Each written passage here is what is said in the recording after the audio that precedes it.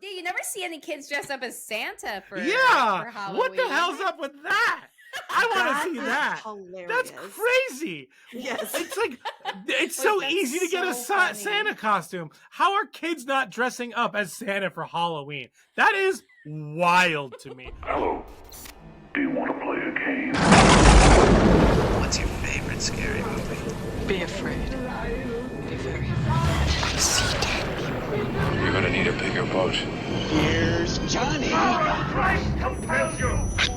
The power of Christ compels you! Whatever you do, don't fall asleep. Welcome to Talking Horror with Jamie and Nikisha. Hi, I'm Jamie. And I'm Nikisha, and this is Talking Horror with Jamie. And Nikisha. Where we share our love for spook things and talk horror through the lens of human behavior. Welcome, everyone. Welcome. Both got our lenses. I was going to say, guess who's part of the Lenses Club? Yay. Oh, are those real? I got my frames. These are real. Prescription glasses. Girl got stigmatism in both eyes. Hooray! Hooray! And it also has blue light. So if you see the blue light reflecting on my lenses, that's what this is. And then they also were like, do you want the ones that turn into like sunglasses or whatever, like when the sun is out, or I forgot what they were called, but I was like, no, it's okay. We'll hold Transitions. Thank you. Yes.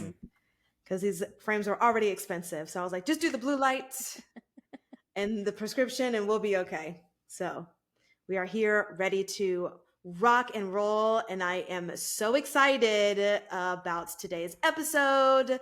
As you can see, Jamie has her Christmas hat on. Brian has his Christmas sweater on. I got a Christmas sweater on. And you know what? Evil dies tonight. I mean, Christmas dies tonight. I thought the same thing. Yes. So funny. So funny. We are talking about the 2022, as described by Wikipedia, American Christmas action comedy film, Violent Night. Ooh, violent night. Gory night. Yes. Beautiful. Great, thanks. So this movie was directed by Tommy Wirkola.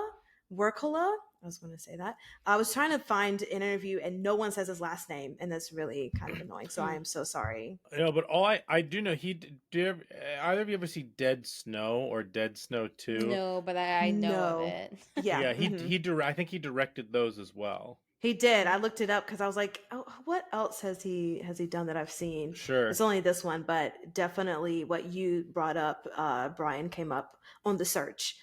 So this movie was also written by a Pat Casey and Josh Miller, and it stars one David Harbour, John Leguizamo, hey girl, hey, Alex Hassel, and a Beverly D'Angelo, just to name a few. So obviously heavy spoilers for Violent Night. And Jamie, there is a list of trigger warnings, so go forth and conquer.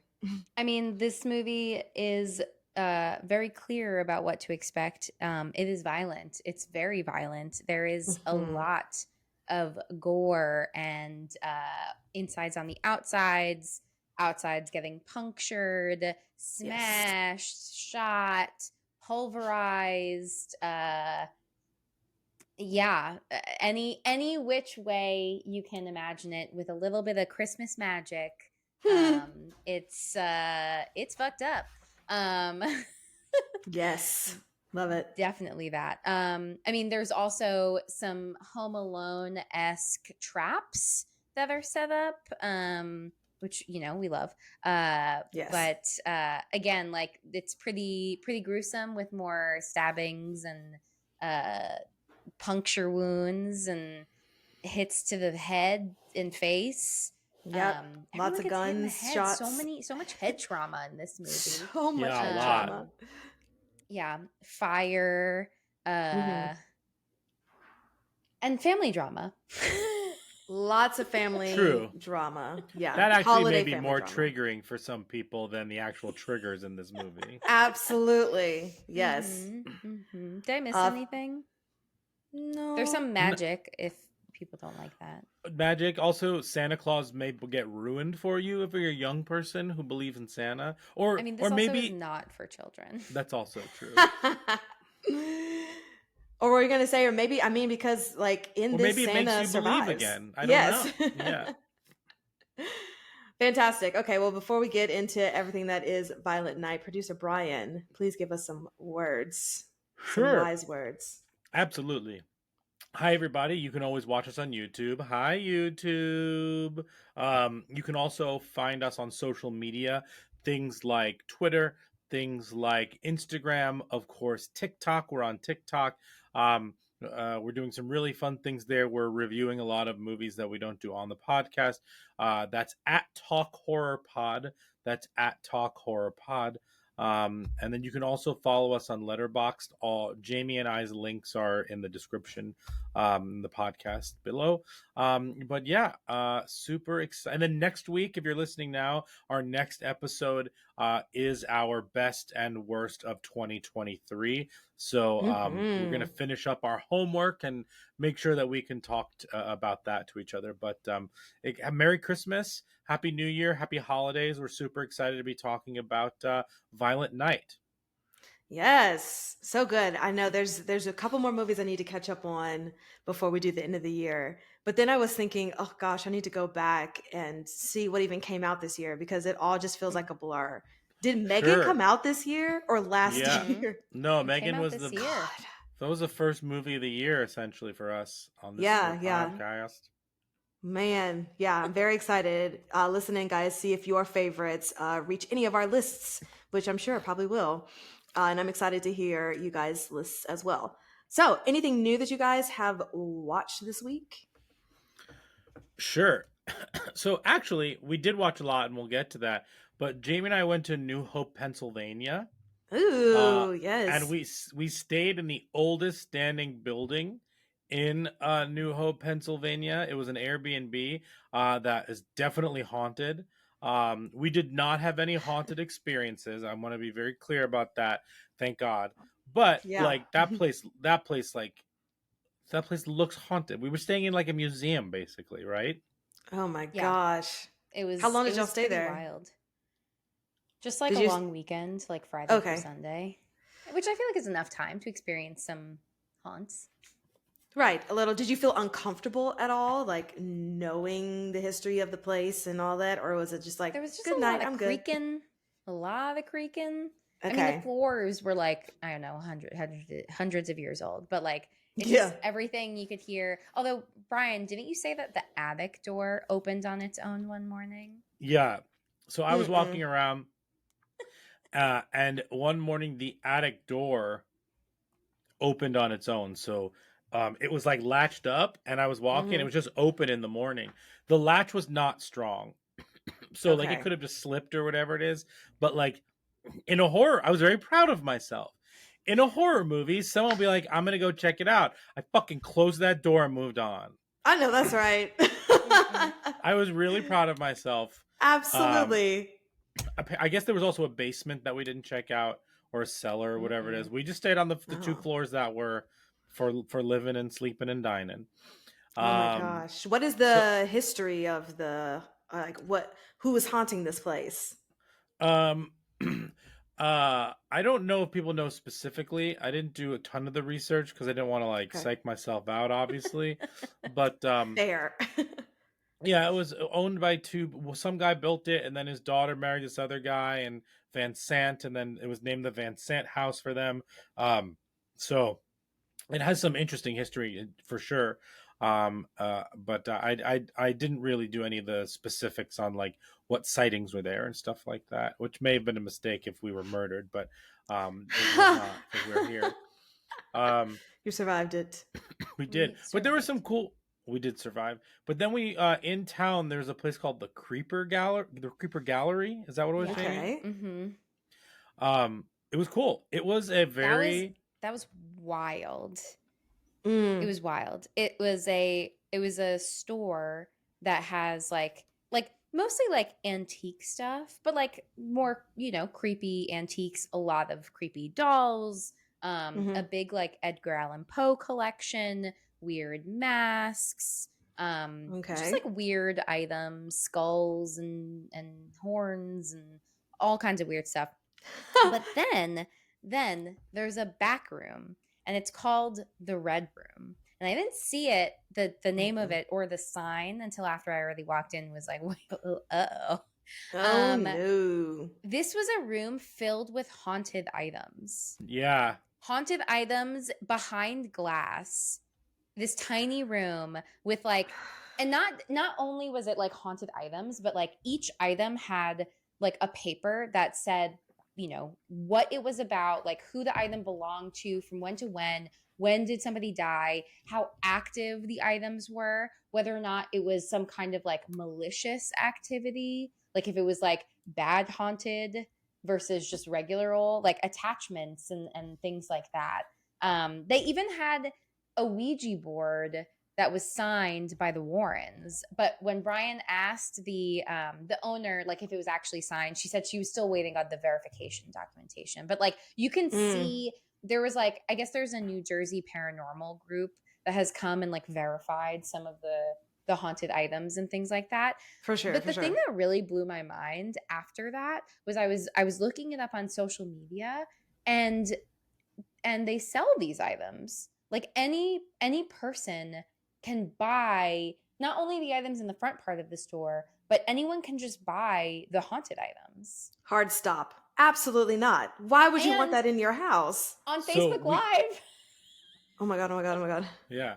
So Nikisha, we bought you a haunted doll, and it's being shipped to you right now. It's coming to your house.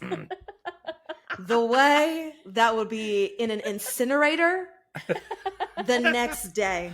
Oh man. I hate dolls with a passion, and that's so creepy that you can just go and buy these haunted things. And it's so funny that you brought, well, not funny, it's cool that you brought up Ed and Lorraine, because that's literally all that I kept thinking about is their museum of like, you know, stuff.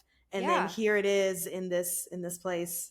Oh, that's so creepy. It was truly wild. There was a sign inside with like a book, and was like, oh, let us know if you have any like weird experiences after coming into the room. And so then I walked out, and then it was like, this is the Red Room, enter at your own risk. And I was like, oh no, I made a mistake.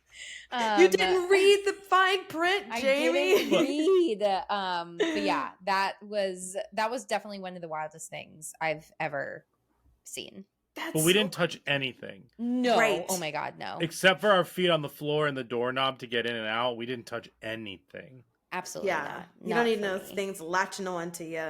No, it had you could feel it had like a really interesting energy in there. And I wouldn't say it was like dark. I wouldn't say it was like, it was just like something different, if that makes sense. Oh, that's so creepy. And where was this at again? What city? This was in New Hope, Pennsylvania on Bridge Street. It's awesome. Okay.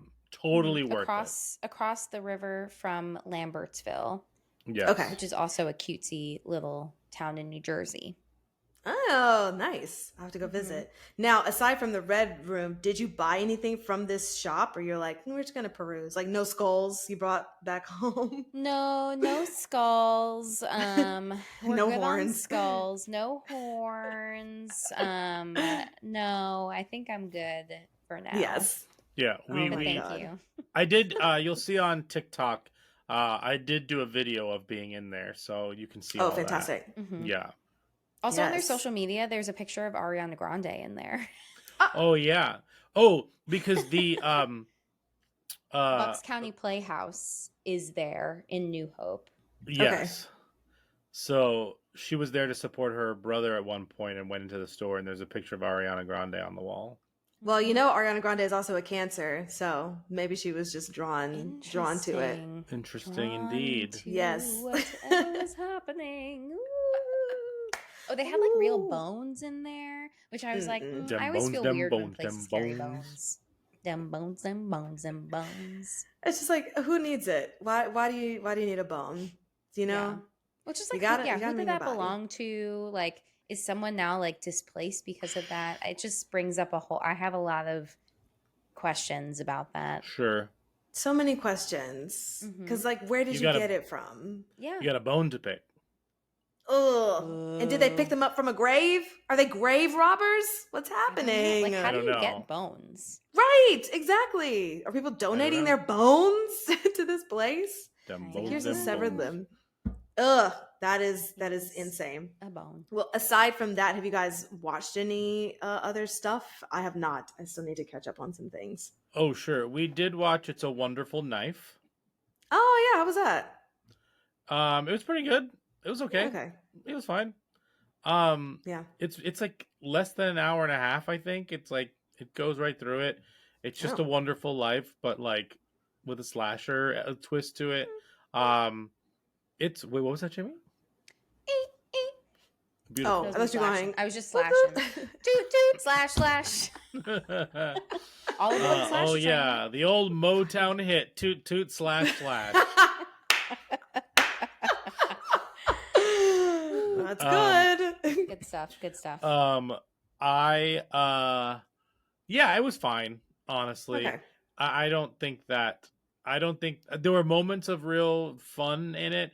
Justin Long is very good in it per usual, but at the end of the day, I just don't think it let it breathe enough for the emotional impact at the end of it. So I think it was balanced a little bit uneven in general, but it was fine. It was only like an hour and 25 minutes or whatever it is. Yeah. So just an easy watch. Yeah. I also watched There's Something in the Barn, which was fucking nuts. What? So it's about this family who inherits a house in Norway, and they decide to move there. This American family, and kind of like start over in some ways there. Nothing nefarious about it. They just were like trying something new, and there's something in the barn, all right. And it just gets crazier and nuttier and crazier. It's fine. It's a fine movie, but I had a really fun time watching it. Okay. What is it on? You have to rent it. Okay. That's wild. And then I watched A Creature Was Stirring. Oh, okay. That it's a very high concept movie about a woman who is taking care of her daughter with a mysterious illness during a snowstorm, and then two intruders enter the house. And it's kind of like a creature feature. It's interesting to start, and then it gets really bogged down in the dialogue, and it's super slow. And then I hated the ending. Oh no. Okay. The ending undercut everything completely, in my opinion. So I would not suggest that, but I would suggest There's Something in the Barn, and It's a Wonderful Knife is a fun time. But of those three, my favorite was There's Something. Of those three holiday oriented horror movies, There's Something in the Barn was by far my favorite, followed by It's a Wonderful Knife, followed by A Creature Was Stirring. Okay. Yeah, I mean, you are in the festive spirit with these Christmas horror movies. That's fantastic. Yeah. Yeah. I don't know, It's a Wonderful Knife, like, here's the thing. It's a Wonderful Knife was fine, but it got me into the spirit. So I was like, oh, I'll watch another one, and that one was fun. And I was like, you know what, I'll watch another one, and that one was not. Gotcha. So yeah. Yeah, man, that ending really hit me in the wrong place. Okay. Well, but noted to not watch that one. we also watched The Holiday. Oh, classic. Yes. I never saw it before. I haven't either. Did you like it? It was fun. It was like wild in parts. Okay. Because it was And I cried several times. Is it 90s? 2006. Or early 2000s? Early Oh, 2000s. jeez. Okay. Mm-hmm. Because it felt like there was some article about it being a little dated. I mean, which it still could be 2006, but did it feel okay? Wait, what? I said, did it like it wasn't dated, like the commentary of the couples or anything, like, because sometimes when people watch like 90s stuff now, it's like, oh no, this wouldn't fly like in 2023 or I think whatever. it was like fairly contemporary. Well, I don't know. There were hits and misses. Okay. More hits than misses. I would say I would say the technology was the hardest thing, like, because that's very like of that time. But I don't know. Everyone seems genuine and are going through similar emotional things that like we all still go through. I don't know. Okay, cool. Fantastic. Well, should we get into Violent Night? Yes. Okay, so we need a plot summary from a one producer, Brian. What's the plot? Producer Brian, are That's you me. ready to have 2 minutes on the clock for you to describe this movie before the timer goes off? No, I'm To never clarify. ready. But I'm really going to try this time. I'm really going to try this time. It's gonna be great. We believe in you. Christmas magic. Okay. I believe in your Christmas magic. Yes. Okay. Ready, set, go. So Santa Claus is real and he's a drunk. And he on Christmas Eve is going around dropping off presents. And he ends up at the home of this very rich family as the rich family is basically being taken hostage for $3 million that they keep in their basement. That it's mixed in with like how the government and stuff like that, but they kept it. So they're just like a bad group of people. However, the oldest son and his separated wife are at the party with their young daughter who still believes in Santa Claus. So these people basically come in and take them hostage, but Santa Claus is there, and Santa Claus as makes his way through the house essentially and starts taking out all these villains one by one. We learn that in a past life he was basically like a Viking fighter who did some terrible things. But he ends up connecting with the young daughter via a walkie-talkie, and she kind of allows him to believe in the magic of Christmas again. And through all of these trials and tribulations, we find out that the money, what was not in the house, the oldest son actually stole the money because he wants to get back together with his wife. And so he figured he could steal the money and run away and just be like happy family again. So long story short, they all end up in fighting over the money, and then Santa Claus kills the John Leguizamo character who is the leader of all of the bad guys, but Santa Claus dies. And then basically Santa Claus comes back to life because all of them now still believe in Santa Claus. And the husband and the wife get back together again. The kid believes in Christmas, and it's a Christmas miracle. Santa flies away. Yay! That's the Christmas miracle. That's the Christmas miracle. And that's the plot. That was fantastic. Wow. You did it. Wow. You did it. You Oh my did God. Wow. Take a second, producer Brian. Take it And all in. I feel like I got everything too, more or You less. I did. don't really think you Yeah. missed anything. Yeah. Oh. I mean, we'll talk about all the kills. We'll talk about all the Yeah. themes and stuff like that. But This is huzzah for fun. all of us that you didn't have to be Huzzah. put through. Mostly for you. You didn't have to be put through some garbage plot summary that I came up with. But I put my plot pants on. We love that. The good old plot pants. The good old plot pants. Sometimes you just gotta narrative up and pull on your plot pants. We like it. We like it a lot. It's sticking around. All right. Well, let's get into it with our first segment of likes and gripes. And now our likes and gripes. Now, this is my first time seeing Violent Night, but you guys have, I know Brian has seen this before, but Jamie has This not. was my first time. Would you like to go, Jamie, then? Sure. Right. This was my first time watching it. Brian watched it without me last year when it came out because I, to be honest, kind of wrote it off and didn't think that it would be very good. So I was like, yeah, you can watch without me. I'm fine. I had a great time. I think my expectations at first, this is post watching Krampus. I was like, I hope it's not like Krampus because for those that listened, I was not particularly fond of Krampus. And this movie delivered. Everything that I complained about with Krampus, this movie delivered. This movie is gory and wild, and it's exactly what I wanted Krampus to be. So I was like very satisfied. Yeah. What's his face? David Harbour is really, really excellent in this movie. Yes. He's all in. And is like charming and funny and just like can take hits, like a lot of hits. My God, yeah. Yeah, just like getting pummeled in like a variety of ways. And Mhm. then the kills that he comes up with are super creative. The relationship that he's like building with the little girl is so cute. Gertrude or Trudy. Yeah. Little Trudy, Gertrude Jr.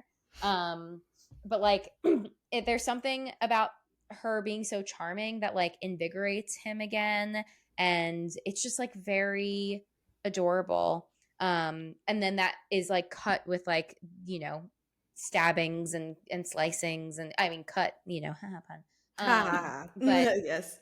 this, yeah, I was engaged throughout the entire thing, to see like what was going to happen. There was a moment where I was surprised at like how much time was left, because there's like the twist of once they get to the vault and then the money's all gone, it's like, oh, the movie's like still going. But I don't really think that it slowed down. I just was surprised that this movie was like as long as it was. It just kind of like continued, but like it didn't really like lose the thread. It just was like, oh, we're kind of taking a different route and like seeing where we go with this. But I really liked that the third act introduces the Home Alone traps. I thought that was really funny.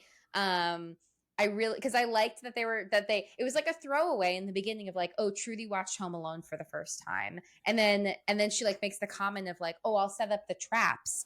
And then all of a sudden, like the traps are just there. And so like it's funny because you don't get like the buildup like you do in Home Alone of like watching him put everything together. Right. They just like exist. And they're like wildly successful. My so God. I feel like they're like, we didn't need to see her like set it all up. We know at this point, like, you know what Home Alone is. So I kind of feel like they went right to the point. It was some really great traps. I really liked that. And on the Home Alone aspect of things, I think it does two things really well. One, I always think that when a movie uses another movie and like kind of like jumps into your imagination in that way, like if I was in this situation, like, yeah, I might think of Home Alone 2 like, as well, or Home Alone 2, like and like set up traps like Kevin would. So that kind of grounded it for me. Like, yeah, that's exactly what this girl would do. And two, it's kind of like Home Alone fan fiction, where it's like what you want a gory Home Alone to be. Like when his chin falls on that nail, you know, like all of that stuff. Fantastic. So good. Yeah, that was a lot.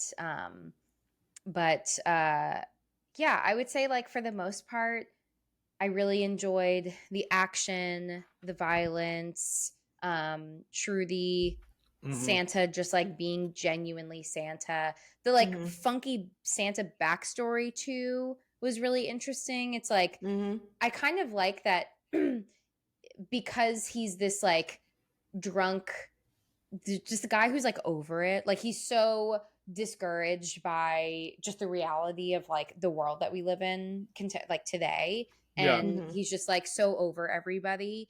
I like that it's not this like super jolly guy that like was always like started jolly and then kind of like transitioned. It was like, no, there's like something deeper and like like scarier and darker like to this baggage. Person. Yeah. And like they don't need like I don't really care that they don't explain how he becomes Santa. Yeah, totally. Because it also then feeds into like the beauty of Christmas magic is that you just believe. And that's like consistent across like all Christmassy things. So we don't need to know, we don't need to understand. Like I know that we're like very pro rules, but I feel like in this case, because Christmas magic is like a theme of Christmas, we don't need them to ruin the magic by explaining how all of this stuff works. It just is. And like I really liked that.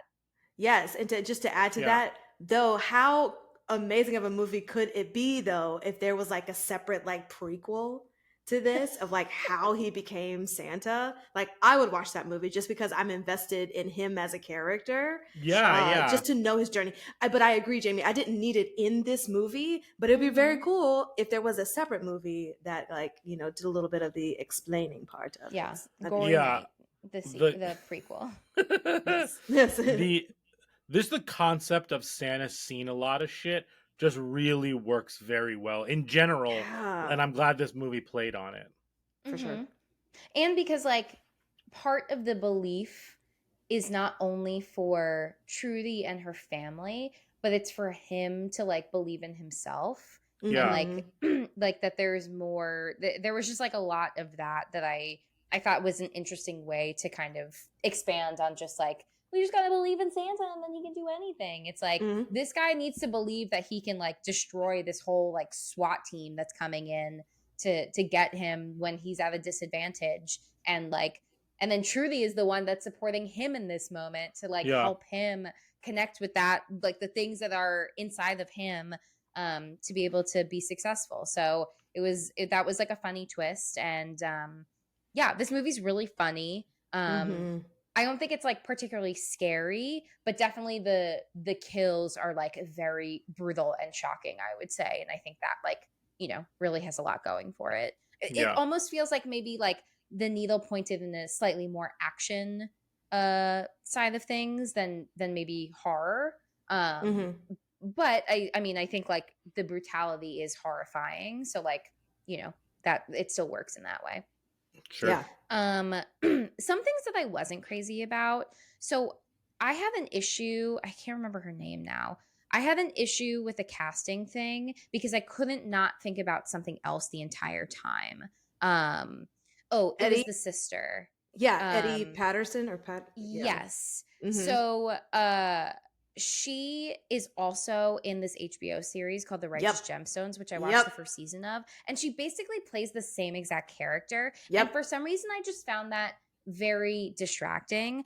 Because all then I could think about was like, if that family was going through this situation, and like it just kind of kept pulling me away from like focusing on our protagonists here in this movie. Sure. I thought it was weird that they would choose it just felt like they pulled a person from a different world and just like plopped her in here and was like, yep, this is exactly who you need to be. It was like the same exact character. I just thought that was a weird choice. And I get that like the mom Gertrude was like also like, you know, not the best person and definitely a piece of shit, but like I don't know. Maybe that's like the trope that I'm tired of, but I feel like it was more annoying because of that other character that was just playing another character from something else that already exists. So I wasn't really crazy about them as characters. I thought that the boyfriend actor was funny, and like the Bertrude I thought was funny more than the mom and the sister, just as like characters. And then it was like funny when like the boyfriend like gets killed, you know, by accident, doesn't realize that. But like, yeah, I thought they were better characters than the mom and sister. There was something else I was going to say that I wasn't very keen on. Oh, this is just like, I don't know really what to say about this. This is a comment that I made to Brian before the like twist about the money being gone. Oh yeah. And Brian didn't spoil anything, but when the actor who played Jason, there was just something about his face where I was like, looking at this guy's face, I feel like he's a bad guy. Like there's something about him that like I feel like he's just looking a little bit, I don't know, like there's something under the surface. It was just based on his face. So I don't know if like there were maybe nonverbal cues about like how he was playing that role that like clued me into like there's something else going on here. But literally I just said it about his face. I'm dead. And this is the son? The son, yeah. So then when they reveal that he in fact stole the money. Oh, by the way, Brian, you said $3 million. It's $300 million. Oh, is that what it was? Yeah. but yeah, so when it's revealed that like the son is the one that stole the $300 million, I was like, how? Like, there's no way that I knew that was happening. But it's just his face. He just had like a villainous face. Jamie, do you watch The Boys? Yes. He plays Translucent, who is a bad guy. Wait. So I had the same feeling. And Translucent is only in season 1, and he's the one that was kidnapped and then, spoiler alert, and then blow him up, right? Yeah. But he's like a creeper in that. So I was like, I'm curious, like, does he play other villains in other things? And so it's like in my head, I'm like primed to see like certain faces and think like, oh, this must be a villain, which like, I definitely think sometimes happen. I mean, like that's like I would say the Skarsgård effect, if you will. For sure. For so sure. Jamie, he played Vicious in the live action Cowboy Bebop. Oh, I mean, we didn't even get that far, but like, yes, again, another villain. Yeah. And he was that's funny. He was also on His Dark Materials, the TV show. Oh, I wonder what he was in that. He played Metatron, the Authority's regent in season 3. Oh, I don't know if I did season 3. Yeah, I don't know the first two. That was like a pretty good show. But Authority's regent sounds bad. Yes. just based on name alone doesn't sound great. He's bad. It's a bad guy. Yes. But yeah, I mean, I definitely think that there are some people who like chronically play villains, so you see them in things and you're just like, oh, that's gonna be a bad guy. For sure. But yeah, he just like he's got a real villainous look to him. I'm so sorry, Alex Hassel. You're a good actor, but like you just got that face. Yeah.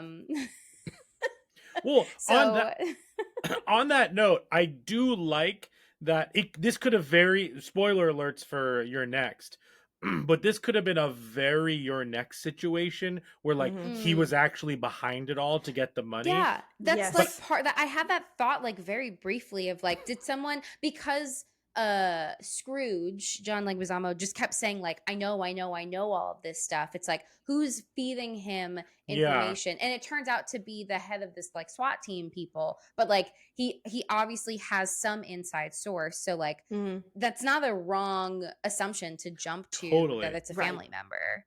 But I do like that it was serendipitous. That like he did the thing, he stole the money, but it just happened to be in the wrong place at the wrong time with everything else.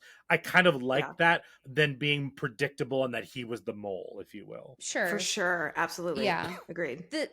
The one thing I'll say is like I don't think it made sense for him to steal the money as a like to get out from under his mom's thumb, because like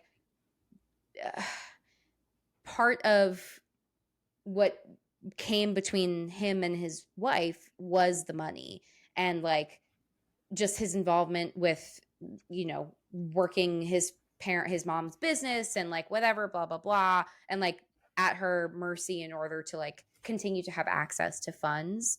But like, I don't know, it just felt like such an extreme thing. Also, I guess the reasoning of like in an attempt to win his family back, I found it less compelling that like his wife would be like, oh, great, let's end up back together. I would be like, I seriously question your judgment if you think that stealing $300 million is like going to bring us back together. And then it works. So I'm just like annoyed because like that doesn't seem like normal human behavior if it's also the thing that like led to their separation in the first place. It just feels like that would be the wedge that drives them even further apart and like be incredibly problematic for their relationship moving forward. Yeah, I mean, and that makes sense, but she does make a point to say the wife that it was a dumb idea for him to steal the money. So I think that brings it back into perspective of like, right. Which we'll talk about in Brains, but about what I want to talk about, because it's like a life or death situation that heightens everything to where maybe it was in that moment that they were like, well, you know what? We made it alive, so we're going to be together. as opposed to, like, I don't we'll just know. let it go. Obsessed. Do you have any But, more likes and gripes, Jamie? No, I think that is all from me. Okay. I'll piggyback off because you said a lot of the things that I already said, and this is also my first time watching this movie. And if you haven't noticed already, spoiler alert, I loved it. It was fantastic. I had the best time watching it. The opening sequence with him at the bar and then throwing up on the bartender as he's coming off of the roof of the reindeer, fantastic. I didn't watch many trailers for this, so I didn't know that he was actually playing a quote unquote real Santa. And so that was a really nice surprise because I just thought that cool. he was like a mall Santa, if you will. But he's playing like the Santa. So that was a fun surprise and got me even more engaged from the beginning. To your point about the sister from Righteous Gemstones, I saw her and I was like, oh, I'm glad that she's in this. That's cool too. I didn't have a problem with the character that she played, but I agree that it is the exact same character as Righteous Gemstones. And then you see John Leguizamo, and I was like, this cast is stacked. Like, I'm here for everything that's about to happen. We'll have a conversation about this later on, but 21 minutes into the movie, I wrote, this is an action movie. And I'm going to plant my feet in this being an action movie to the end of time. I love the code names, the Christmas code names for everyone. The bad guys. Yeah. It was fantastic, especially there being a Krampus. So that was really fun. I love the also reference to Die Hard on Blu-ray when he finds that in his Santa bag. Because it's like, yes, like Christmas action movies or, action movies on Christmas, whatever. I have in quotes, Santa Claus is coming to town. Oh, I think David Harbour just says it. And I just thought it was a funny thing that he says, like in the midst of all of the chaos that was happening.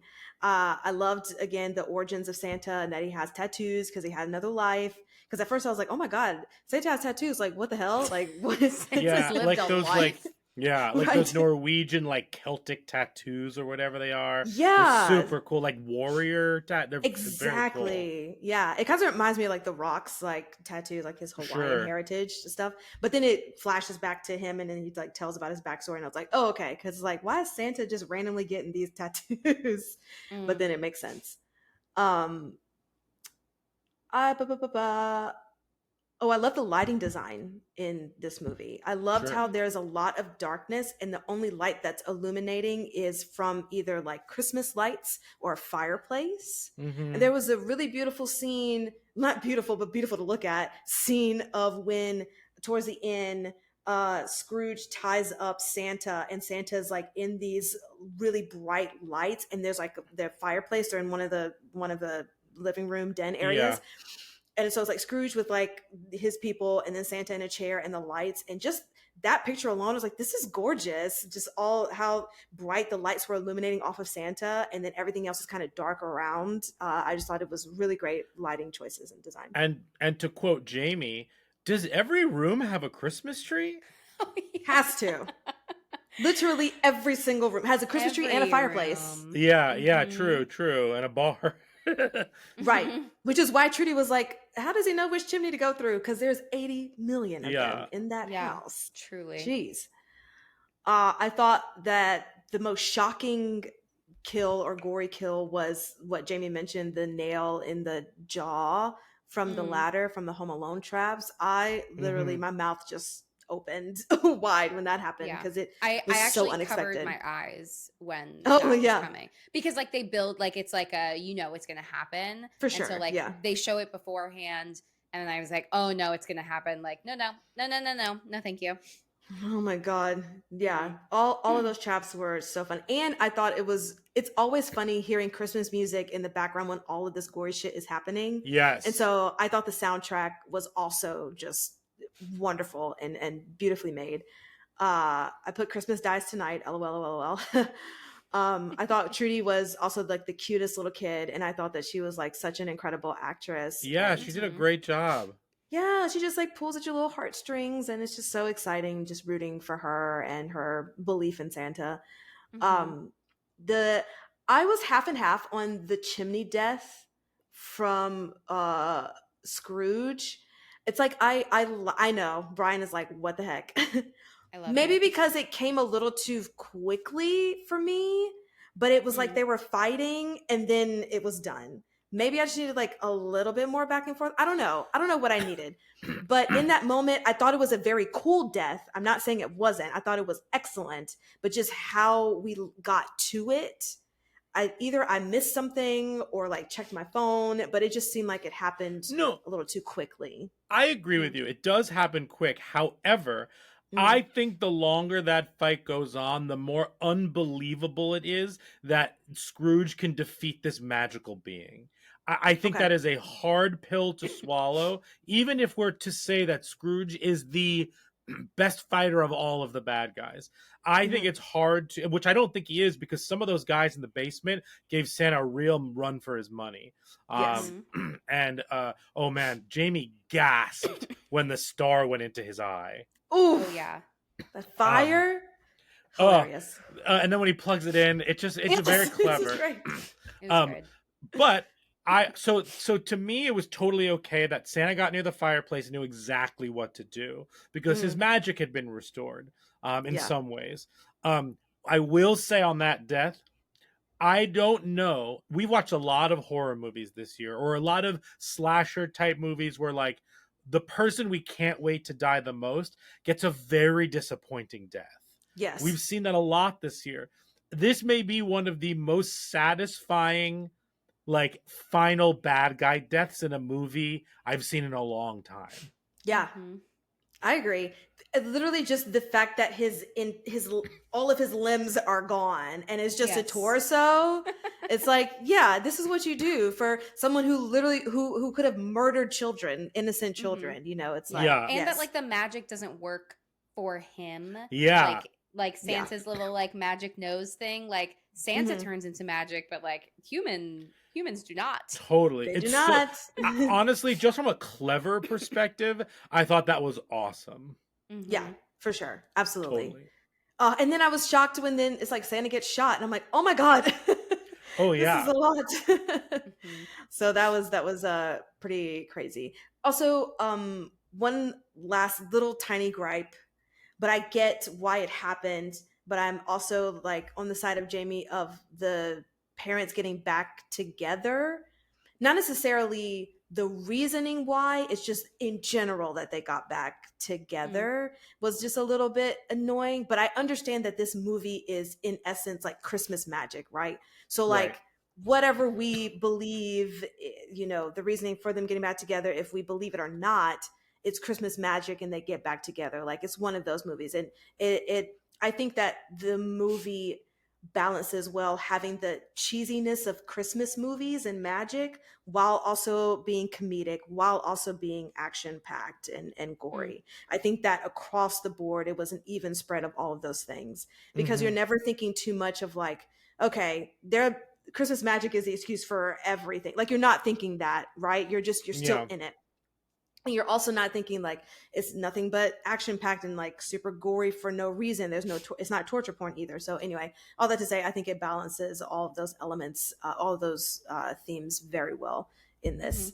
But I was just still annoyed of like, the parents don't have to get back together. So much has happened. Just let it be. Let it go. Let it go. I do like how everyone for the most part changes in a way that seems true to them and not forced, except for the parents getting back together. But as far as when the people are like, yes, I believe, you know, and then they say it in their own way, like it seems believable to their character. And you're not thinking that, oh, they're just saying this because it has to be this ending for the movie, right? Yeah. And I agree with Jamie in that like him, he didn't have to steal the $300 million for like to get away. I get why he may think he would need to, but like I agree with that. And what I like the most about it is that even though that's not something that we all totally agree with, like that doesn't feels right or it doesn't feel right, whatever the case may be, what I do love is that plot wise, the mom gains more respect for him from stealing the money because he's Yes. taking what he wants, Mm-hmm. and that Mm-hmm. felt true to the family, if that Yes. makes sense. So that kind Yes. of like allowed me to move forward with that, because like he might get what he wants because he was so aggressive about it, you know, and this scenario actually helped him more than hurt him. Mhm. So I don't know, I thought that was interesting. No, I agree with that. I think that's a great point, because that did seem authentic to them as characters and their family dynamic. Mm-hmm. But yeah, overall, I love this. I thought it was a genius concept. It was very well written and it was executed very well. It was super gory, and y'all know I love gore, and so I will not say this. I did not need more. They gave it to me. Mm-hmm. It was really did. fantastic. So yeah, that's all my likes and gripes. Ryan. Yeah, I agree with you both on everything that you've said. I really thought that this movie's strength is how it balances all the things, like you said, Nikisha. Um, and I think that opening scene is perfect for this movie because we get introduced to Santa. I like that we start with Santa. We set up that Santa is real, and that he has lost the Christmas spirit. We usually start with the little girl who has lost the Christmas spirit, a little boy. I like that we start with Santa Claus. I like that he's talking to another Santa who still believes in it. And I like that he gets out all of his like frustrations with kids these days and stuff like that. And it sets up this movie is going to be hit you over the head thematically. It's not going to be subtle about anything. It's also, you also know it's going to be raunchy and funny, but you also know that it's really going to try and be heartfelt in some ways. So like to me, it just like sets it up perfectly. And Nikisha, I agree with you. The score of this movie is spectacular. All the Christmas themes that they weave in and out, and then all the needle drops during the fight sequences. And quite frankly, these fight sequences in this movie are absolutely spectacular. From the fight scene, the first one where he fights the guy that goes out the window and takes him with him, from to the where he, and there's always, the fight scenes are very specific. They're super clever. Like when he grabs the nose of the gun and then his hands burn from it, and he has to stick his hands in the milk that he poured into the thing earlier in that scene. Like it was just all very clever. The fight in the game room in the basement was awesome. Just and then when he throws the darts at him, Jamie even said like, "Oh, push the darts in," and then he started pushing the darts in. Like it was, and then plugging it in. Like that whole sequence is amazing. And then shout out to when he gets when he's talking about like Mrs. Claus and like how he let things fade with Mrs. Claus, and then his ring like goes to the hammer in that. I just thought that was all like really wonderful and like got you like really pumped. And then that whole sequence of him taking people out one by one in that shed was just like absolutely brutal and spectacular. I just thought it was awesome. And you know, some people might think this movie is 20 minutes too long or whatever it is. And I don't think so, because it never loses momentum ever. Right. We only noticed how much time was left because we had to go to the bathroom and we paused it. Like if we hadn't, we would have just been along for the ride anyway. And I think each twist, each thing, like springboards you into the next section. Yes. Like, you know, it's not like slowing down where it's like, oh God, like why now? Totally. And even some of the slower sections are still funny. Like the characters all genuinely work, and I appreciated that. And also movies like this, and correct me if I'm wrong for you all, but movies like this always get bogged down in like exposition and like, well, this is what really happened. They stole the money from the government and this, and you're just like, oh my God. I thought this movie is super easy to follow, and they just set that up and move on. Like, they know that's not what the movie's about. And I really appreciated that. I thought all the exposition was really well placed. And I liked we'd have to get more into the details of the magic, as you both mentioned, and I don't think we needed to. I loved the shtick of the naughty list that he would pull open, and every single time, like, they would be there. He would add somebody. Yeah, I really like that. Something, and I like that it recalled, like, you know, Jimmy who wanted this, and I liked all of that. I like if you pause it, it also it says their sins. So like it was like Jimmy, what was it, Jimmy Martinez? Well, that was his name. And it was like kills his best friend. Like it listed all the bad things he did. But I really like the Santa rules, because it seems like Santa does not bring every kid a present because he only visits the ones who still need him or still believe. Because at the Yes. I beginning, like that. you see him grabbing the drunk dad's beer and giving the kid something in the crib. Like you Mm-hmm. see him go to kids who are in need, and to me, the only reason he goes to the Lightstone compound is because Trudy still believes. Yeah. Right. So I Right. really appreciated kind of that aspect of it. Like if Mhm. he might not have been there to save the family if Trudy wasn't there and only Bertrude was there. You know what I mean? Like so Oh, I Bertrude. Bertrude. Oh, Um Bert. some of my gripes, and I don't think these are fair, but like it's a little predictable. Jamie even said it, like Mm. she more or less guessed some of the stuff that was going to happen, even Oh, if the it's just lines, based because on I wrote the someone's face. movie. Yeah. Oh, with the lines. Mhm. She was repeating lines before they said it, but like you would expect some of those things to be said. I've gotten Yeah. really good at that, so just saying. Yeah. No, she's very good at that. Um, I don't know if this is a like or a gripe, but a lot of dumb lines immediately followed really good lines and kind of undercut everything, if that makes sense. So, like, Mm. one of my favorite lines in this movie is, "Now I know you're an idiot, but don't be an idiot out loud." Yeah. Mhm. Immediately followed by, "Oh no, that bag was full of kids' dreams." Like, Yeah, agreed. That back to back really, the second line made me cringe hard. Yeah. yeah, but I also think that is the balance of the movie. You have the dumb Right. Sure. magical stuff, and you have like some shit that's really clever. Kids' Um, dreams.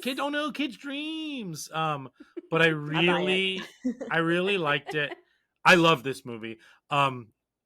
I think that it's subjective. It's if it's horror or if it's action, but it's probably just a high concept, gory action movie. Mhm.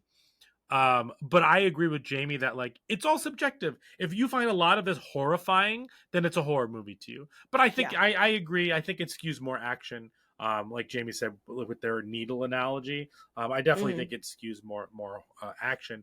But I'm super happy we covered it for this podcast because it was really good. I think Yes. we've earned a really good like gory movie for the past like couple months. Absolutely. If anything, just for the gore, you know? Yeah, totally. I mean, this is Yeah. gorier than a lot of horror movies that we watched this year that probably should have been gorier. Exactly.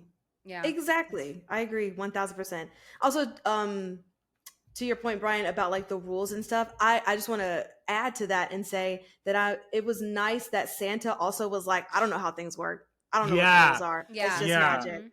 And so that gets you to like buy into it more too, because he's also just like, this is just how it happens. It's like I have a bag and like I don't know how it works, but like here's the present and there's the name and I know where to go. That's it, you know. I always feel like Santa is defending the magic or explaining it in movies. Like, it's like, Right. well, this, that, and the other thing. It's because kids believe in this. And he's like, I don't know how it works.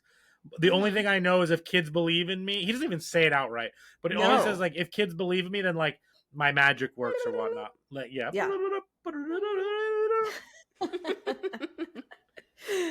Love it. Well, anyone else have anything to add about that? Any favorite quotes? Oh, I mean, my favorite quote is, "Now I know you're an idiot, but don't be an idiot out loud." I really liked that. That was a good one. Yeah. Yeah. Oh, and then the line again about Die Hard, because he's like, who asked for Die Hard on Blu-ray? Yeah. So good. Jamie, you have a quote? No, I think it was the idiot one. That one really Yeah. got me. I think Jamie God, even so said good. out loud, like, "Oh, that was good." Yeah, that Yes. was a good line. Yeah. So I wrote it down promptly. Gotta I put would it love in. to say that to somebody in like the perfect moment when they say something really stupid. Yeah, just keep that. I would put money on it being me. No. Oh my God. I would never, ever call you an idiot ever. No. That's sweet. Thank you. What? Brian's like, Damn. okay, I'll try to believe you. No, I was just making a joke. We don't have the relationship where I that would happen. I've For also sure. yeah, I think that I like I saw this is such a tangent, but I just want to bring it up. I saw a thing online that was like, what's one thing that you like that millennials have brought back? And one of the things that they mentioned were like loving your spouse and liking your spouse. I feel like So like sad. this like Gen X a boomer generation or whatnot, like Yes. really bought into this idea of like, life's what is it? Life's a bitch and then you marry one, like that kind of sentiment.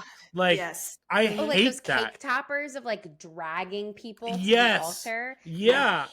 I hate that. Like I love that I love my wife and that she loves me, and I don't have to like go and hang out with my friends and be like, "Oh, they'll ball and chain." Like I don't do that. Like I don't. Like I genuinely feel like we're equals, and I really enjoy like growing up together and learning each other's like quirks and stuff like that. And I'm not a person who's like, my wife thinks I'm an idiot, like except for if I'm Right. looking for a spice in the spice rack and I can't find it. But like I still don't think you're an idiot. You just No. can't see. no, but like I don't know. I that definitely, this is such a tangent, but that definitely like resonates with me a lot. I mean, maybe because it's the Yes. holidays and like it's the end of the year and you're thinking back to like what you appreciate the most and stuff like that.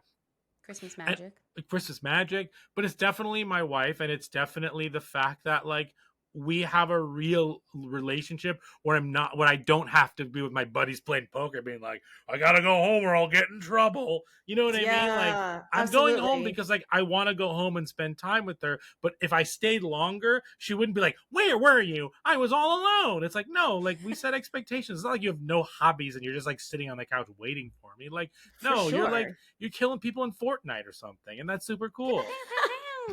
Well, I will say- Pew, pew, pew, pew, pew. Oh yes. I mean, it is very inspiring because you guys definitely resonate that kind of relationship. But from the collective of people who are unmarried, a collective throw up is in the mix of how cute you guys are in the midst of that. Just it's so like cute, Santa it at the hurts. beginning of this movie. Exactly. Yes. Oh. But I agree. I do have one other thing I want to mention. I thought that the throw up prop was excellent. Ugh, I hate Yes. throw up. The I like with the little chunks in it, and like I know, thought it was Stop talking about it. it was yeah, especially on that rooftop. I thought it was like really well done. Throw up is a trigger for me. I should have Oh. done the trigger warning for vomit. True. Well, yeah. One last question before we move into our next segment. Jamie had mentioned it while we were watching it, and it didn't distract me, but she did bring it up. Were you at all distracted by the clear CGI blood squirting out of people? I sometimes it was I not wasn't CGI. distracted. I just noticed it. Yeah. And I was like, I'm trying to think about another time where I like really blatantly saw it, and like this was just very obvious, but it didn't make me like not want to continue watching. It was just like very over the top. Like just like there was just so much of it in every single kill. You saw like the squirt out, the squirt out, the squirt out. And it was like clearly not real. Sure. Yeah. I definitely noticed it the most when Santa was like killing all those people in that little outside barn thing when he gets the hammer from the little warehouse or whatever, the tool house, whatever. Oh, that's and when he's killing everyone one by one, it was just like a lot of, and that felt like a lot. But then it just reminded me of Quentin Tarantino movies, and I was like, okay, I'm fine. That's not interesting distracting. because I noticed it more when the bad guys were killing all the security officers the first time through the house because it was so brightly lit, whereas all the dimly lit stuff in the shed, I knew it was fake, but it didn't register to me because, and we've talked about this before, CGI in that dimly lit space works so much better for me than like in this brightly lit foyer where like it's clear that like the squirts are CGI. Again, didn't pull me out, but like I know. Yeah, I get that. I also watched this movie like in the span of 2 days.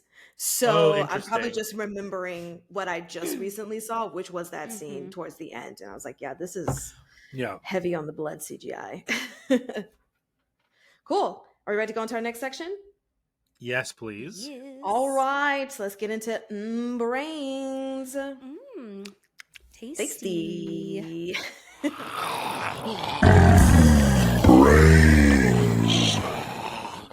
All right. My first question stems from a quote. I think that John Scrooge says to the Krampus character when they're using the nutcrackers to use on the son, which was really Mhm. a Ugh. lot. Yeah, very Um, much. Ugh. and John says, oh, sociopaths, always up for trying new things, because Krampus was like, yeah, I'll squish his balls with this nutcracker. So my question to you is, do you think that that is an accurate characteristic of a sociopath, up for like trying new things? I mean, I'm sure there's going to be a Billy or Stu question that's going to come up, but Yes. yeah, I mean, I think that there's like, I think, you know, in a very like basic differentiation, that like the sociopath is a little bit less planned, a little bit more impulsive. And so Mm. like I think that's kind of where they're going with this quote. So I'll give it a pass. All right. Yes. Mhm. Doing something right. That's another check for this movie in our box of goody goods. Okay, so speaking of Billy or Stu, can we Billy or Stu Scrooge? What do you think? Mr. Scrooge. Movies don't create psychos. Movies make psychos more creative. It's a scream, baby. Billy or Stu? Mr. I definitely Scrooge? think he is a Billy. Like he Yeah. planned, he orchestrated this whole thing out like to the T. Again, as he says, like he knows everything. He knows about like the secret money. He knows about the vault. He knows about the SWAT team. Like he knows everything. So everything is like going according to plan, with the exception of Santa Claus, A, being real, and B, being there. Right, exactly. Totally agree with that. Just a mastermind planner. Okay, my next question, mastermind, is about children and Santa. So do you think telling kids about Santa or the Easter Bunny or any of those things that aren't real damages a part of their hope or imagination or sense of play, being as eventually they're going to find out that it's not real later on in life? How do you feel about that? Yeah. That's really hard because, like, you know, I think that there's something to wanting to be like honest with your children and like build trust with each other and not want them to be like hurt by something that they believe you know, not being what they thought it was. I also think like I think framing is important because I think there's a difference between, you know, this between like truly being told like Santa's not real, dummy, like, Right, you know, yeah. like obviously it was like intentional to hurt her and like hurt the family, which I feel like is often like, but like when you hear about kids who learn inadvertently that Santa's not real or like the Easter Bunny's not real or something like that, that like there's no control over the situation or how they're learning this information. And like you hear they like run home and they're like, Mommy, they say Santa's not real. And it's like, you know, kind of dealing with that situation. But yeah, it's like, I think also there's, again, like this belief and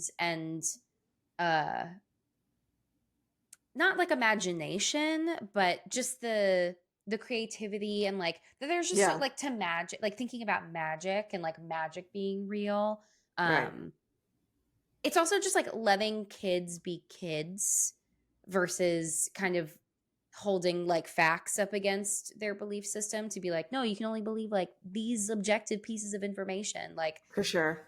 I think that, you know, kids are allowed to just like believe fun, exciting, magical, creative things, hopefully for as long as possible, until the real world comes and destroys them. But like, do you think if Yeah. y'all had kids, would you tell them about Santa or like let them find out through like school or something and then be like, oh yeah, So, Santa. all this is I interesting.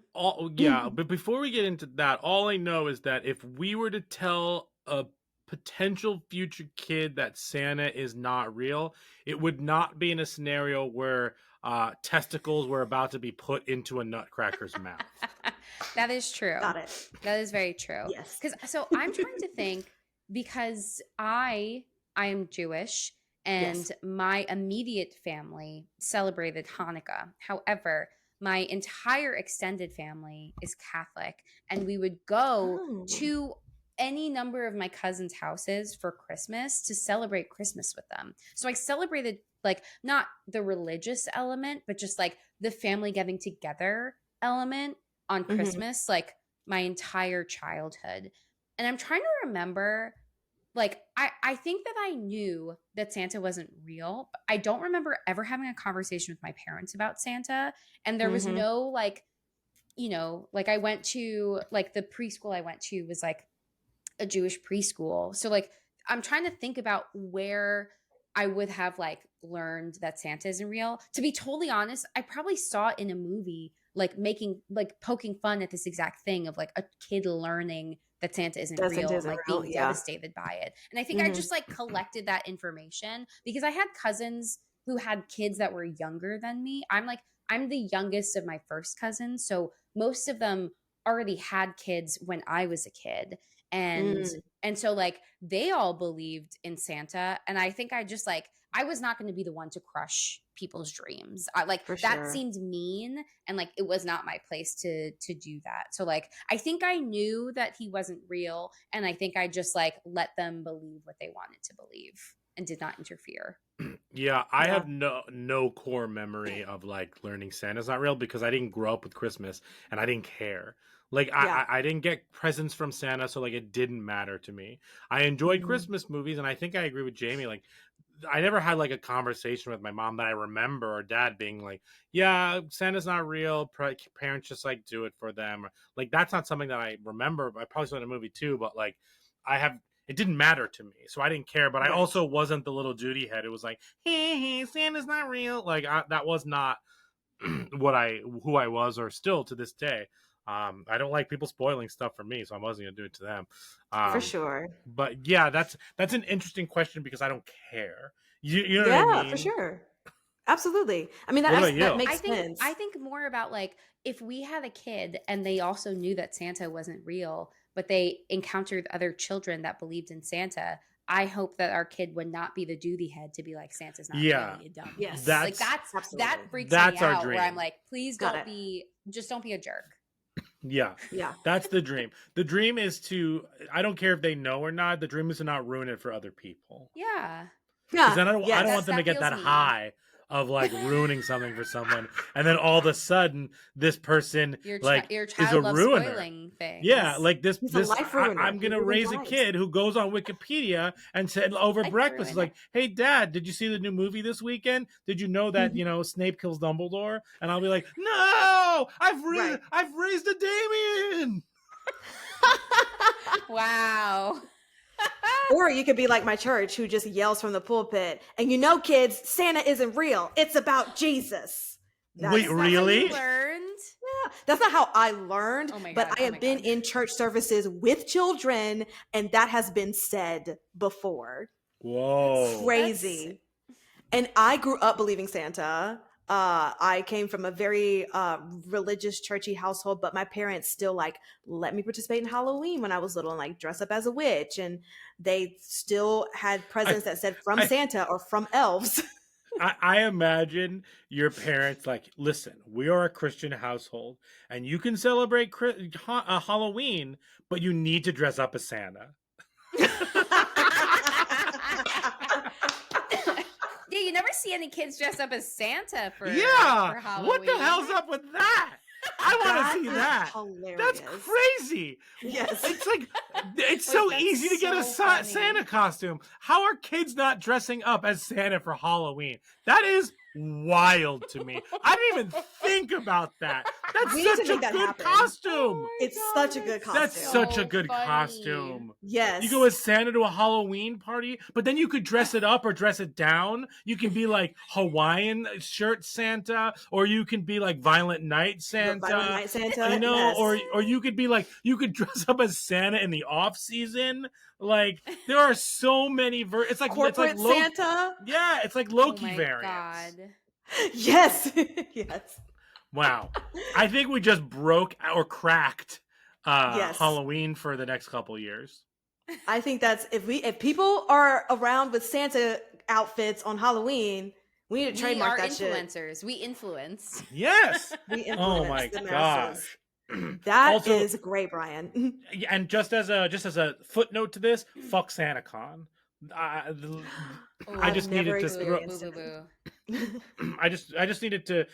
Dressing up as Santa is fun for Halloween, but like, fuck SantaCon. Even though Yeah. it's in December, I understand that. Anyway, back to brains. That was such a great tangent that It was we all great. went on. I'm very happy that happened.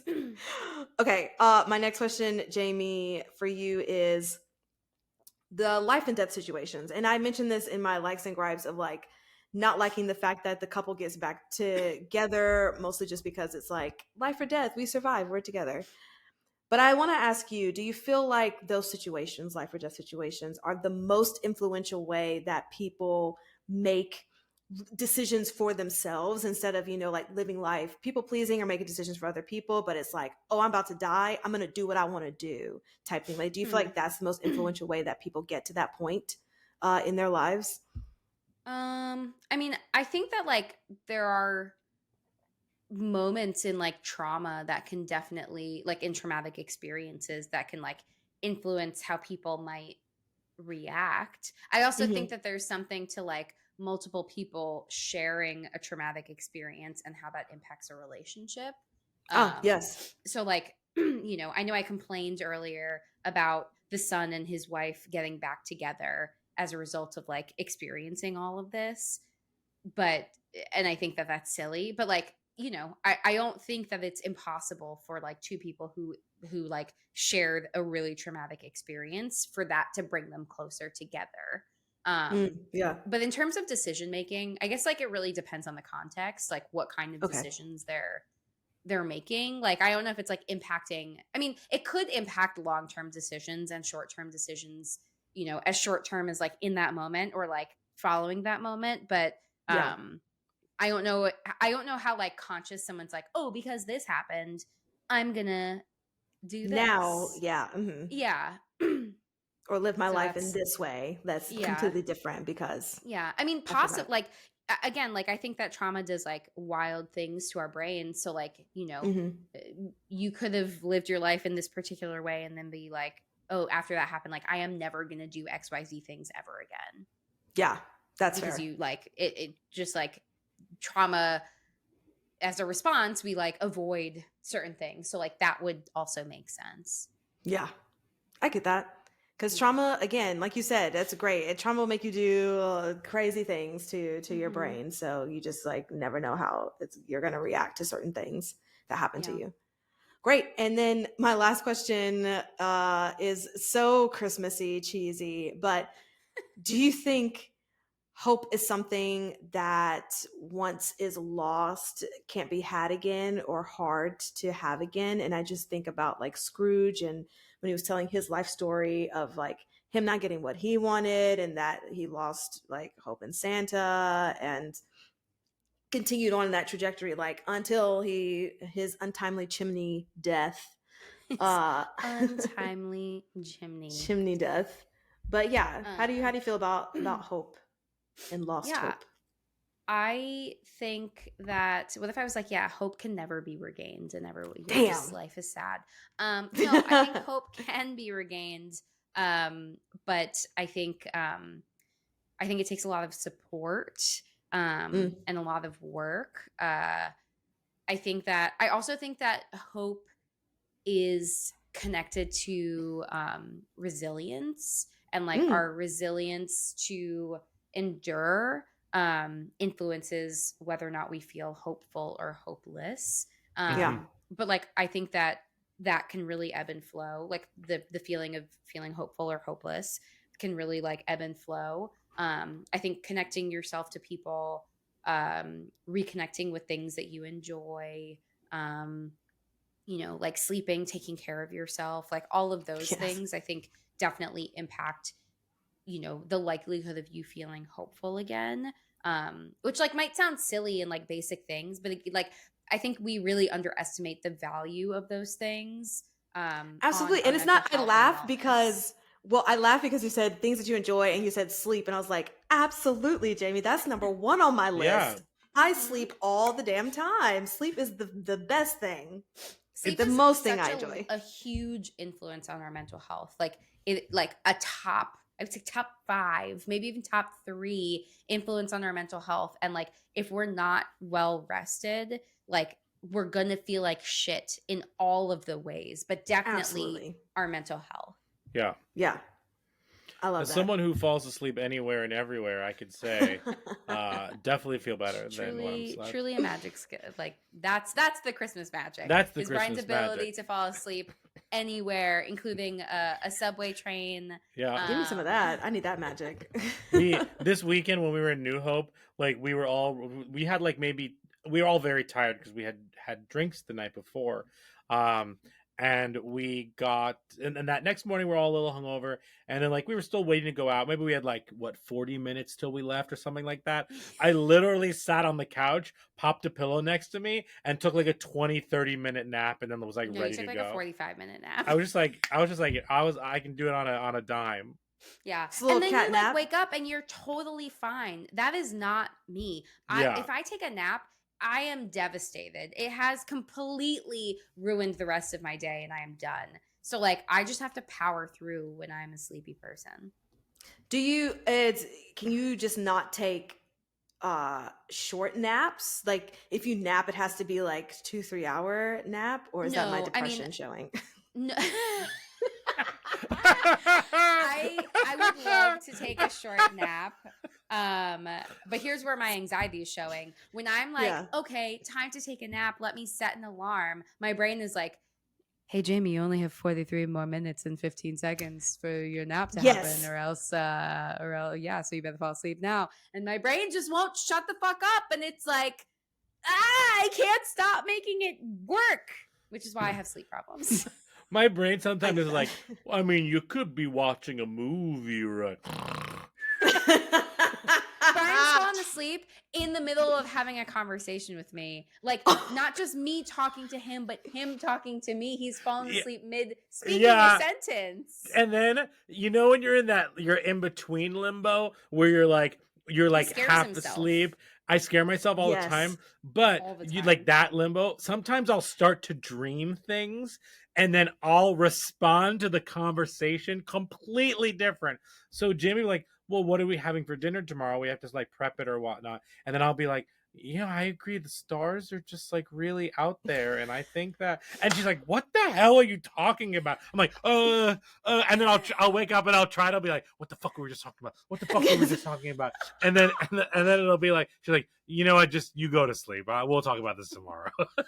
I am obsessed with this. I also have witnessed you sleeping, taking a nap when I came over with my friend Brandon and we were going to your friend's Halloween party. Yeah. After we came from the haunted house, and you definitely just got on the couch and then just passed out. Yeah.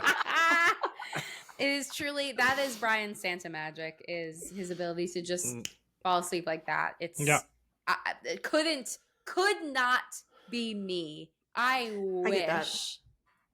On a time, my brain works like that too, Jamie. But if I have the whole day and I don't have anything to do, and I'll be able to take a nap because I'm not thinking like, in 2 hours I have to go do this. Oh, it's not even, I don't even set the timer because I have to do something. I set the timer because I can't take a long nap because that will mess me up way worse. Like I don't bounce back from a nap. I wake up and it's like who am I? What year is it? Like I've traveled through time and like I just have no concept of like what the world is. So it has to be, I think I have to take like an hour under, but then it feels like the pressure is on. And so it's like, okay, well, all hope is lost. I'm done for. Yeah. Your hope and sleep and naps are completely lost. Yeah. Oh, but when I hear the word hope, I only think of the Shawshank quote. I've not seen that movie. What's the quote? You both haven't seen Shawshank? That's wild. It's always on TV. Oops. We don't even have cable. I know. Well, when I was growing up, it was on. Anyway, I hear Morgan Freeman in my head just being like, hope is a good thing, maybe the best of things, and no good thing ever dies, or something like that. Oh, that's a cute quote, though. We got to get you watching that. I only know... No, go ahead. No, you only know what? Oh, it's just that Bob's Burgers makes a joke of Shawshank. And because the kids are in detention, and so the teacher running it was like, "Yeah, I'll be like that security guard on Shawshank. I won't let anybody get in." And then the guy was like, "Have you watched Shawshank?" And I was like, "I wish I could get this joke, but I'm sure it's funny." Yeah, I wonder. I'm sure the both of you have heard like, "Oh, you've never seen Shawshank," like a million times. Yeah. And From you. from me. So I wonder how it would hold up if you know that people love it and like there's hype around it. If it holds up versus like, I don't know. I don't if people weren't like, "Oh, you ever seen Shawshank?" to you like a million Where are times all these over and over people again. from who are asking? I don't know. They're from They're all from my over. hometown. They're from They're Alabama. they're from Alabama, I guess. Not my intention, but yeah. All right, great. Okay, fantastic. Should we Rotten Tomatoes? I love these Yeah, tangents though. This is yeah. hilarious. We should probably get down into the Rotten Tomatoes. Yes. It's the Rotten Tomatoes game. All right, what do you think Violent Night has on Rotten Tomatoes? 91. Oh wow.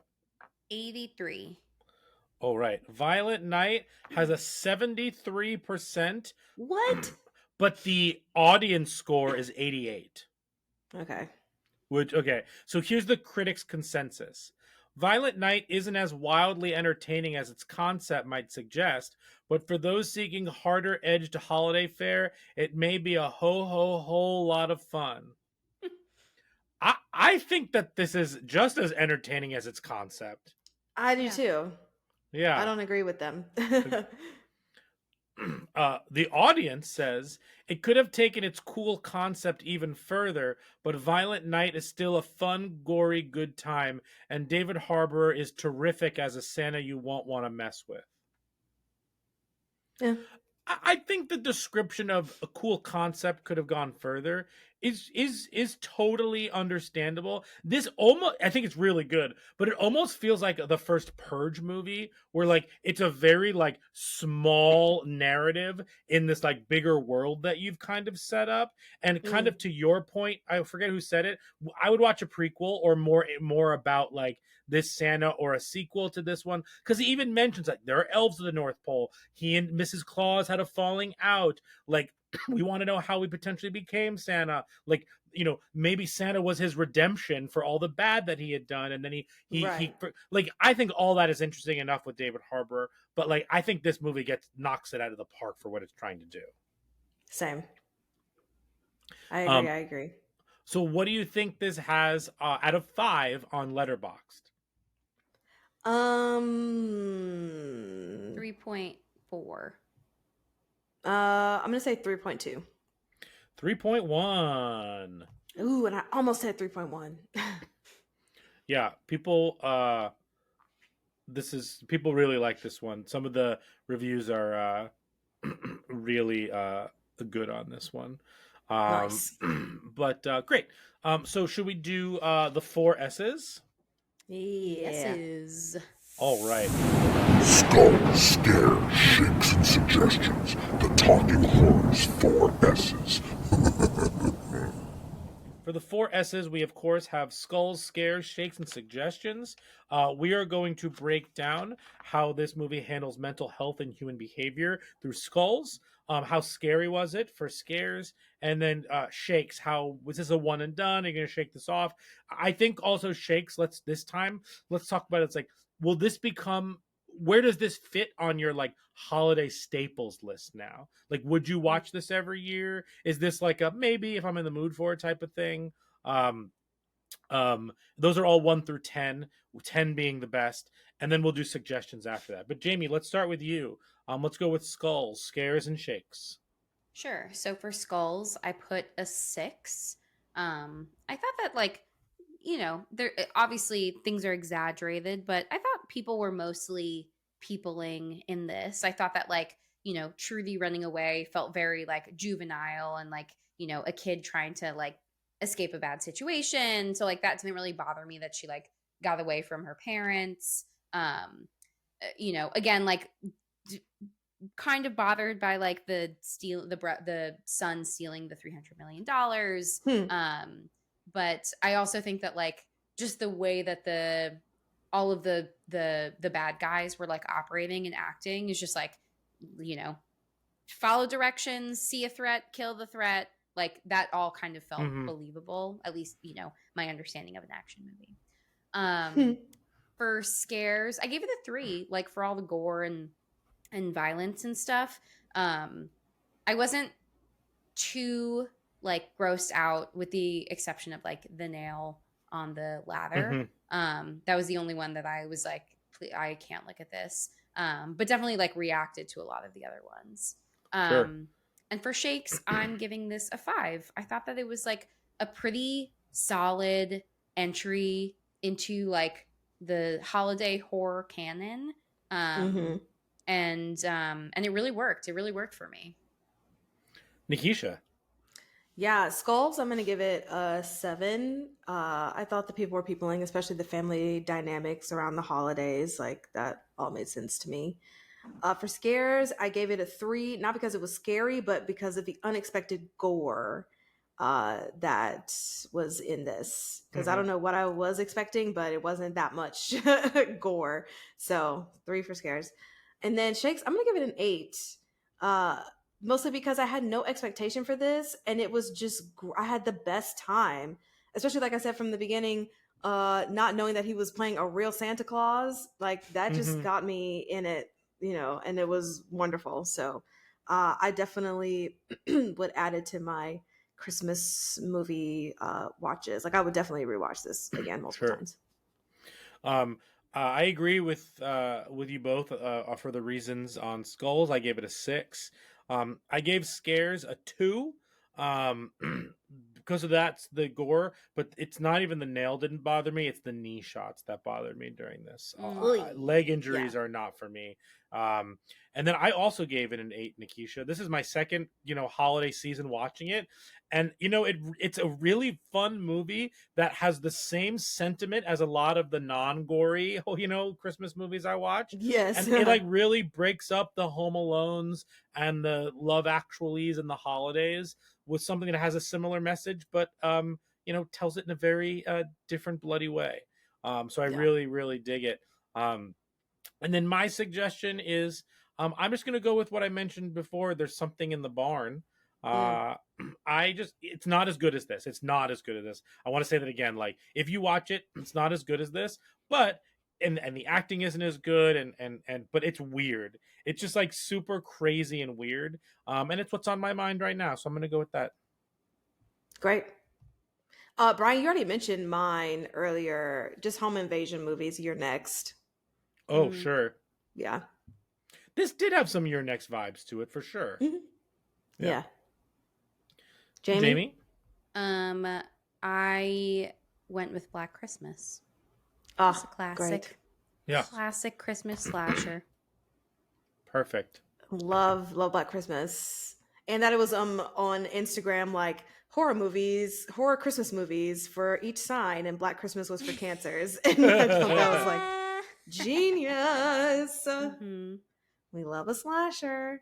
All right, well, that wraps up our episode of Violent Night. You can follow us on all the social medias, TikTok, Instagram, Twitter, @TalkHorrorPod, P-O-D, and also on YouTube. Brian, where can they listen to us? Sure, you can listen to us wherever you get your podcasts. So that could be, let's see, Spotify. That could be right here on YouTube. Hi, YouTube.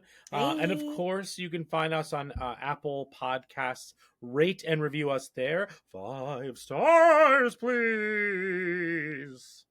And thank you. Thank you. Woo. Do you want to sign off with your quote? Oh. That bag was full of kids' dreams. Score. Excellent way to end. Thanks, guys. Delivery. Merry Christmas, everybody. And Happy save your Santa holidays. costumes for Halloween next year. Oh, you know, it's another good one. If you went as a group, you went as an ugly sweater party for Halloween. Yep. I like that idea too. That's right. I like that idea. Like, make it festive. Night Before Christmas is great. Why not incorporate that same concept into your Halloween costume? Yes. If you're gonna watch Nightmare Before Christmas on Halloween and Christmas, then absolutely dress up. Yes. For Halloween. If you could dress up as Krampus or something like that for Halloween, for sure, then dress up as Santa Claus for Halloween. I like this idea. We need to trademark it. Fantastic. Thanks, guys. Bye. Bye.